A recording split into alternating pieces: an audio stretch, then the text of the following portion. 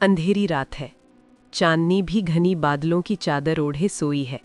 एक पुरानी पहाड़ी पर, जहां हवा में सदियों की खामोशी बसती है, एक अकेला साधु अपनी कुटिया के बाहर बैठा है। उसके आगे एक छोटी सी चिमनी में आग जल रही है। उसकी लौ नाच रही है। उसकी परछाई दीवार पर लंबी लंबी खिंच रही है। उसके हाथ में एक पुराना ग्रंथ है। इसके पन्ने पीले पड़ चुके हैं। उस पर कोई नाम नहीं है, सिर्फ कुछ प्राचीन चिन्ह हैं जो समय के साथ धुंधले पड़ गए हैं। वो ग्रंथ है ताओ ते चिंग, ब्रह्मांड की सबसे पुरानी किताब, ज्ञान का सबसे गहरा सागर, सत्य की सबसे सीधी राह। साधु उसकी एक पंक्ति पढ़ता है और फिर आंखें बंद कर लेता है, मानो उसे एक पंक्ति में ही सारा ब्रह्मांड समाहित हो गया हो। मानो उसे एक पंक्ति ने उसके भीतर एक ऐसी हलचल मचा दी हो जो उसकी आत्मा को हिला रही हो। उस पंक्ति का मतलब क्या था? वो रहस्य क्या था जिसने उस साधु को इतना प्रभावित किया, जिसने सदियों से लाखों लोगों को रास्ता दिखाया है, जिसने आज भी करोड़ों लोगों को सोचने पर मजबूर कर रहा है? क्या तुम उस रहस्य को जानना चाहते हो? क्या तुम उस रास्ते पर चलना चाहते हो जो तुम्हें शांति देगा, जो तुम्हें शक्ति देगा, जो तुम्हें तुम्हारे असली स्वरूप से मिलाएगा? तो चलो इस सफर पर, उस प्राचीन ग्रंथ की ओर, उस ताओ की ओर जो सब कुछ है और जो कुछ भी नहीं है। पार्ट 1, समस्या, अराजकता की दुनिया में शांति की तलाश। कहानी शुरू होती है एक ऐसी दुनिया से जो अराजकता से भरी हुई है, जहां हर कोई दौड़ रहा है, कहीं दौलत की तलाश में, कहीं शोहरत की तलाश में, कहीं सुख की तलाश में, कहीं शक्ति की तलाश में। लेकिन क्या तुम्हें लगता है, क्या इन सब की तलाश में क्या हम सच में मिल पा रहे हैं? क्या हमें वो मिल रहा है जिसकी हमें सच में ज़रूरत है? देखो अपने आसपास, हर कोई चिंतित है, हर कोई परेशान है, हर कोई किसी न किसी चीज़ की कमी महसूस कर रहा है।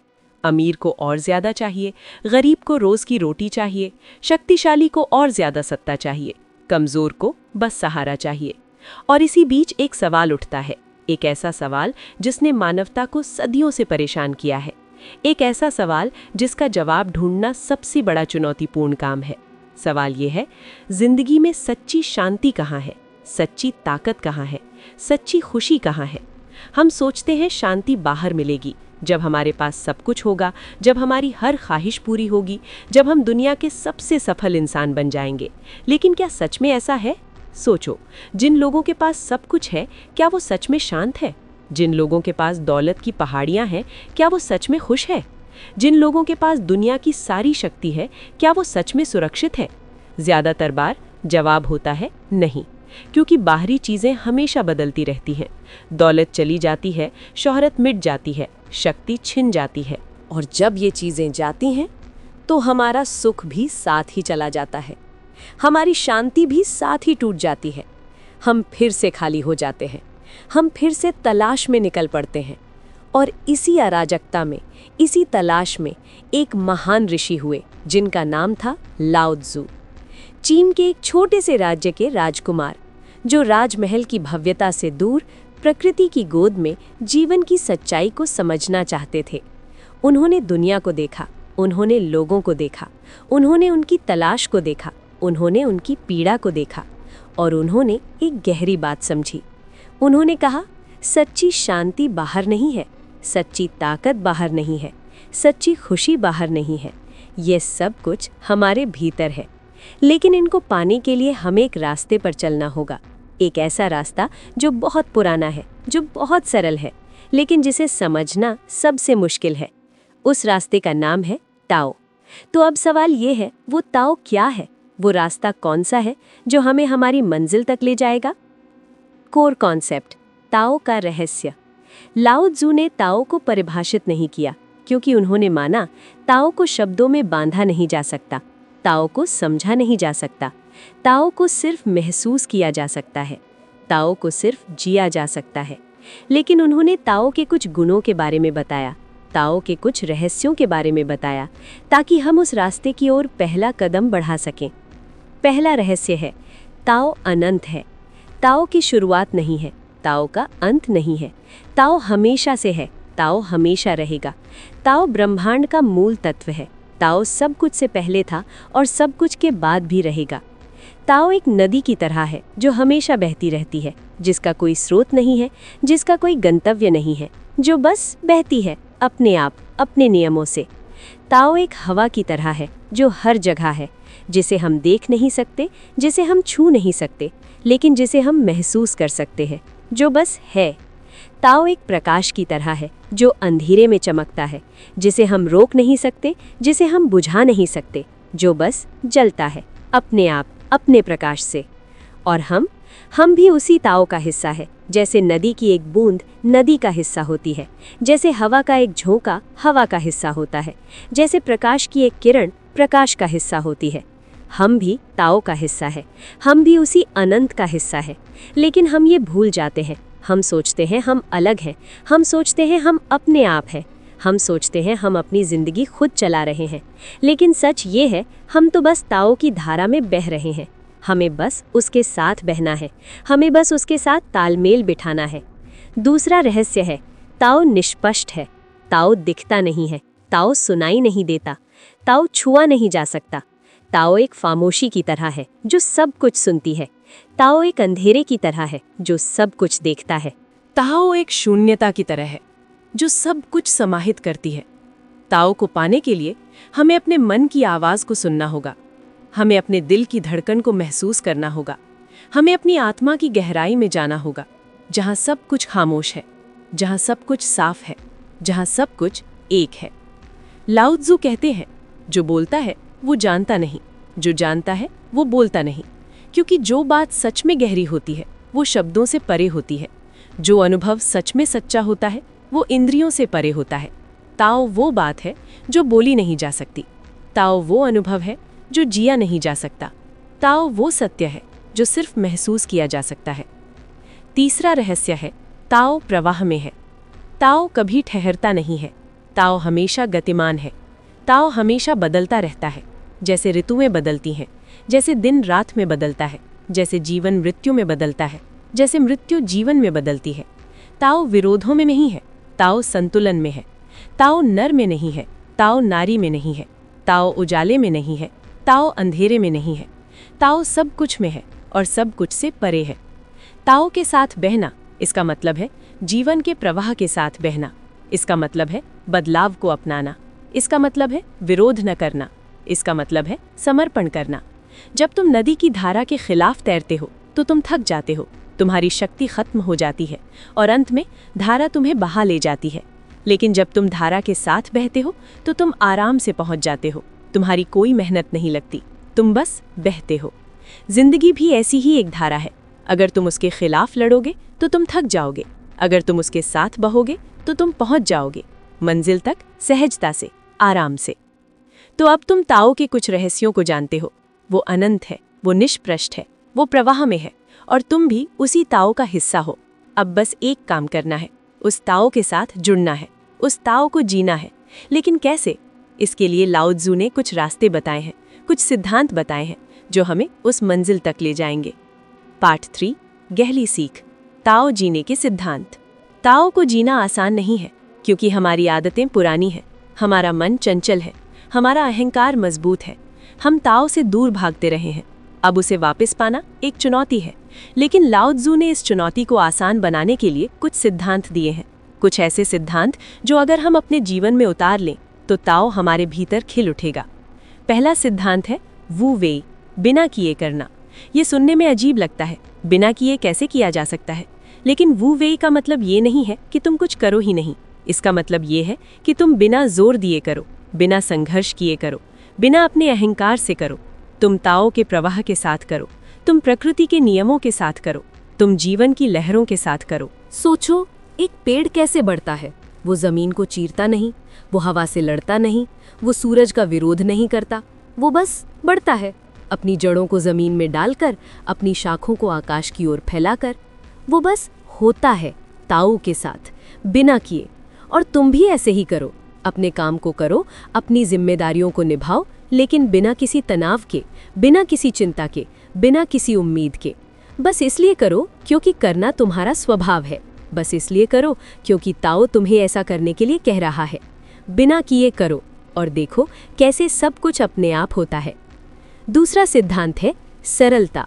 ताओ सरल है, इसलिए ताओ को पाने के लिए तुम्हें भी सरल बनना होगा।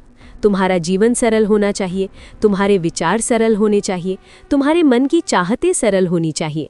देखो प्रकृति को, एक फूल कितना सरल है, एक पत्ता कितना सरल है, एक पत्थर कितना सरल है। ये सब कुछ अपने आप है। इन्होंने कुछ बनने की कोशिश नहीं की है, इन्होंने कुछ दिखाने की कोशिश नहीं की है। ये बस है अपने सरल स्वरूप में, और इनकी इसी सरलता में इनकी खूबसूरती है, इनकी इसी सरलता में इनकी ताकत है, इनकी इसी सरलता में इनका ताओ है।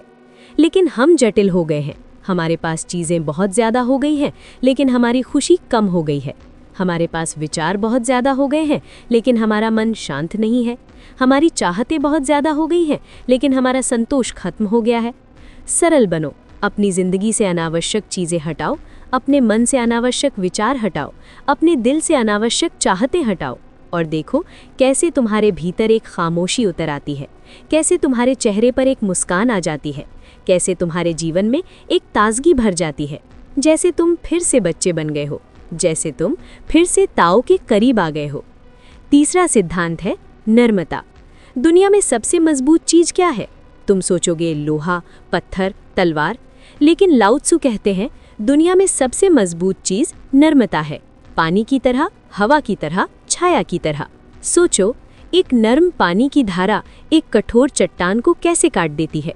सालों साल बहती रहती है, धीरे धीरे, लगातार, बिना रुके, और अंत में वो चट्टान को भी अपने आकार में ढाल लेती है, वो चट्टान को भी अपने रास्ते से हटा देती है। नम्रता में ताकत है, क्योंकि नम्रता लचीली होती है, नम्रता ढल जाती है, नम्रता टकराती नहीं, नम्रता बहा ले जाती है। और तुम भी नर्म बनो, अपने दिल को नर्म करो, अपने विचारों को नर्म करो, अपने व्यवहार को नर्म करो। लोगों के साथ नर्म रहो, परिस्थितियों के साथ नर्म रहो, खुद के साथ नर्म रहो। जब तुम गुस्सा हो जाओ तो थोड़ा रुको, अपने दिल को नर्म करो। जब तुम दुखी हो जाओ तो रो लो, अपने दिल को नर्म करो। जब तुम किसी से लड़ो तो माफ़ कर दो, अपने दिल को नर्म करो। क्योंकि जब तुम नर्म हो जाओगे तो तुम मजबूत हो जाओगे, क्योंकि जब तुम नरम हो जाओगे तो तुम ताओ के करीब हो जाओगे, क्योंकि ताओ खुद ही सबसे नरम है। चौथा सिद्धांत है विरोध न करना, नॉन रेजिस्टेंस। जैसे हमने पहले कहा, ताओ प्रवाह में है, ताओ बदलता रहता है, ताओ विरोध नहीं करता। तो तुम भी विरोध मत करो। जो हो रहा है उसे वैसे ही मान लो, जो मिल रहा है उसे वैसे ही स्वीकार करो, जो नहीं मिल रहा है उसे वैसे ही छोड़ दो। सोचो, जब सर्दियों की ठंड आती है तो तुम उसका विरोध करते हो, तुम हीटर जलाते हो, तुम कंबल ओढ़ते हो, लेकिन क्या इससे ठंड रुक जाती है? नहीं, ठंड वैसे ही आती है, वैसे ही जाती है। तुम्हारा विरोध सिर्फ तुम्हारे दुख को बढ़ाता है, तुम्हारी परेशानी को बढ़ाता है।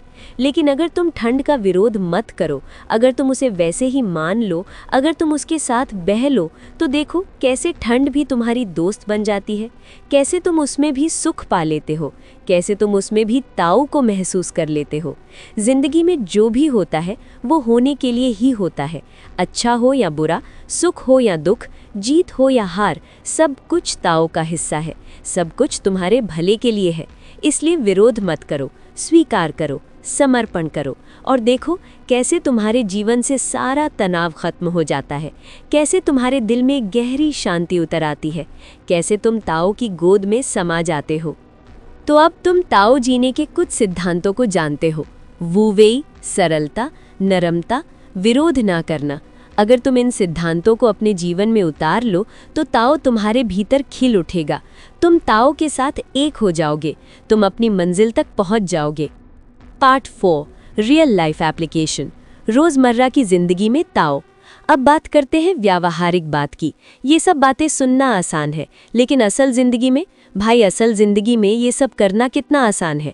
जब बॉस तुम्हारी बेइज्जती कर रहा हो, जब पति पत्नी में झगड़ा हो रहा हो, जब ट्रैफिक में कोई तुम्हारी गाड़ी को टक्कर मार दे, तब वो वेई कैसे किया जाए, तब सरलता कैसे बरती जाए, तब नरमता कैसे रखी जाए, तब विरोध कैसे ना किया जाए। ये सवाल वाजिब है, और लाओ तज़ू के पास इन सवालों के जवाब भी हैं। वो जवाब है छोटे छोटे कदम, रोज़मर्रा की छोटी छोटी चीज़ें, जो अगर तुम अपनी ज़िंदगी में अपना लो तो धीरे धीरे, एक एक करके तुम ताओ के रास्ते पर चल पड़ोगे। पहला कदम है सुबह की खामोशी। रोज सुबह उठने के बाद, जब दुनिया अभी जागी नहीं होती, जब घर में अभी खामोशी होती है, तब 5 मिनट निकालो, एक शांत जगह बैठो, आंखें बंद करो और बस सांस लो। अपने सांसों को महसूस करो, अपने दिल की धड़कन को महसूस करो, अपने भीतर की खामोशी को महसूस करो, उस निस्पष्टता को महसूस करो जो तुम्हारे भीतर है, जो ताओ है। दूसरा कदम है बिना सोचे कदम बढ़ाना। जब भी तुम कोई काम करो, चाहे वो रोज़मर्रा का काम हो, चाहे वो ऑफिस का काम हो, चाहे वो घर का काम हो, उस काम को बिना सोचे समझे करो। उस काम में अपनी पूरी तन्मयता लगा दो, लेकिन बिना किसी उम्मीद के, बिना किसी डर के। बस इसलिए करो क्योंकि करना तुम्हारा कर्तव्य है। बस इसलिए करो क्योंकि ताओ तुम्हें ऐसा करने के लिए कह रहा है। बिना किए करो और देखो कैसे काम भी मज़े में होने लगता है, कैसे तनाव भी गायब होने लगता है, कैसे तुम ताओ के प्रवाह में बहने लगते हो। तीसरा कदम है लोगों को वैसे ही मानना। जब भी तुम किसी से मिलो, चाहे वो तुम्हारा दोस्त हो, चाहे वो तुम्हारा दुश्मन हो, चाहे वो तुम्हारा बॉस हो, चाहे वो तुम्हारा नौकर हो, उस व्यक्ति को वैसे ही मानो जैसे वो है। उस व्यक्ति की अच्छाइयों को देखो, उस व्यक्ति की बुराइयों को भी देखो, लेकिन बिना किसी निर्णय के, बिना किसी आलोचना के, बिना किसी अपेक्षा के। बस इसलिए मानो क्योंकि वो भी ताओ का हिस्सा है। बस इसलिए मानो क्योंकि वो भी तुम्हारा भाई है। नर्म रहो, स्वीकार करो और देखो कैसे तुम्हारे रिश्ते कैसे सुधरने लगते हैं, कैसे तुम्हारे दिल में कैसे प्यार भरने लगता है, कैसे तुम सब के साथ एक हो जाते हो। चौथा कदम है प्रकृति के करीब रहना। जब भी तुम्हें समय मिले, प्रकृति के पास जाओ। एक पेड़ के नीचे बैठो, एक नदी के किनारे खड़े हो जाओ, एक पहाड़ पर चढ़ो, एक खेत में चलो। प्रकृति को देखो, प्रकृति को महसूस करो, प्रकृति को सुनो, क्योंकि प्रकृति ही ताओ की सबसे बड़ी अभिव्यक्ति है। प्रकृति ही ताओ की सबसे सीधी भाषा है। प्रकृति में बैठकर तुम बिना कुछ किए ही ताओ को महसूस कर लोगे। तुम बिना कुछ समझे ही ताओ को जान लोगे। तुम बिना कुछ किए ही ताओ बन जाओगे। पांचवा कदम है रात को सोने से पहले धन्यवाद देना। रोज रात को सोने से पहले 5 मिनट निकालो। अपनी जिंदगी की उन चीज़ों के लिए धन्यवाद दो जो तुम्हारे पास है, चाहे वो कितनी भी छोटी क्यों ना हो। चाहे वो सिर्फ ये हो कि मुझे आज सांस लेने को मिली, या मुझे आज खाने को मिला, या मुझे आज सोने के लिए एक बिस्तर मिला। कृतज्ञता महसूस करो, क्योंकि कृतज्ञता तुम्हें बहुतायत की तरफ आकर्षित करती है। कृतज्ञता तुम्हें ताओ के करीब लाती है, क्योंकि ताओ स्वयं ही कृतज्ञता है। तो अब तुम ताओ जीने के कुछ व्यावहारिक कदमों को जानते हो। सुबह की खामोशी, बिना सोचे कदम बढ़ाना, लोगों को वैसे ही मानना, प्रकृति के करीब रहना, रात को सोने से पहले धन्यवाद देना। अगर तुम इन कदमों को रोज़मर्रा की ज़िंदगी में अपना लो, अगर तुम इन्हें सच्चे दिल से अपना लो, तो धीरे धीरे एक एक करके तुम्हारी ज़िंदगी बदलने लगेगी। तुम्हारा चेहरा चमकने लगेगा, तुम्हारा दिल हल्का होने लगेगा, तुम्हारा जीवन ताओ से भर जाएगा। तो अब हमारी यात्रा का अंत हो रहा है, उस प्राचीन ग्रंथ की यात्रा जिसने हजारों सालों से इंसानों को राह दिखाई है, उस ताओ की यात्रा जो सब कुछ है और जो कुछ भी नहीं है। लाओ तुज़ू ने हमें क्या दिया? उन्होंने हमें एक खजाना दिया, एक ऐसा खजाना जो बाहर नहीं है, जो हमारे भीतर है। उन्होंने हमें एक रास्ता दिखाया, एक ऐसा रास्ता जो दूर नहीं है, जो हमारे कदमों के नीचे है। उन्होंने हमें एक सत्य बताया, एक ऐसा सत्य जो नया नहीं है, जो हमेशा से है। सत्य ये है तुम अकेले नहीं हो, तुम ताओ का हिस्सा हो। सत्य ये है तुम्हारी शक्ति बाहर नहीं है, तुम्हारी शक्ति भीतर है। सत्य ये है तुम्हारी शांति बाहर नहीं है, तुम्हारी शांति भीतर है। सत्य ये है तुम्हारा सुख बाहर नहीं है, तुम्हारा सुख भीतर है। और इस सत्य को पाने के लिए तुम्हें कुछ करना नहीं है, तुम्हें बस कुछ छोड़ना है। अपने अहंकार को छोड़ना है, अपने डर को छोड़ना है, अपनी चाहतों को छोड़ना है, अपने विरोध को छोड़ना है और बस होना है ताओ के साथ, अपने स्वरूप के साथ, अपने सच्चे स्वरूप के साथ। जिंदगी एक नदी है, तुम उसमें एक बूंद हो, मत लड़ो धारा से, बहो उसके साथ। जिंदगी एक गीत है, तुम उसमें एक सुर हो, मत रोको ताल को, गुनगुनाओ उसके साथ। जिंदगी एक नृत्य है, तुम उसमें एक कदम हो, मत रुको थिरकने से, थिरको उसके साथ। क्योंकि तुम वही हो जो तुम हो, और वही होना सबसे बड़ी उपलब्धि है। वही पाना सबसे बड़ा सुख है, वही जीना सबसे बड़ा ताओ है। तो जाओ अपने भीतर की उस खामोशी में, जाओ अपने भीतर के उस प्रकाश में, जाओ अपने भीतर के उस ताओ में, क्योंकि वहीं तुम हो, क्योंकि वहीं तुम्हारा घर है, क्योंकि वहीं तुम्हारी शांति है।